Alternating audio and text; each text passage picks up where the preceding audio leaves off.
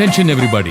చిన్నమ్మాయి, పెద్దమ్మాయి, అక్క, చెల్లి, కోడలు, తోడి కోడలు, ఎదురింటాంటి, పక్కింటి పాప, కిందింటి బామ్మ, అమ్మ, అమ్మమ్మ, చిన్నమ్మ, పెద్దమ్మ, వదిన, చిన్నొదిన, పెద్దొదిన, చుట్టాలు, పట్టాలు, అందరూ తప్పకుండా రండి.